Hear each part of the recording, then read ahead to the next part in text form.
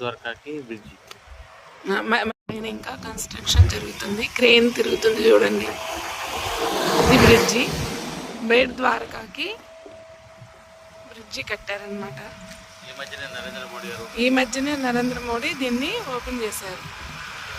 సముద్ర గర్భంన ద్వారకా నగర్ బ్రిడ్జ్ని చూడడానికి ఆక్సిజన్ పెట్టుకొని నరేంద్ర మోడీ వెళ్ళారు కదా, అది ఇదే అన్నమాట.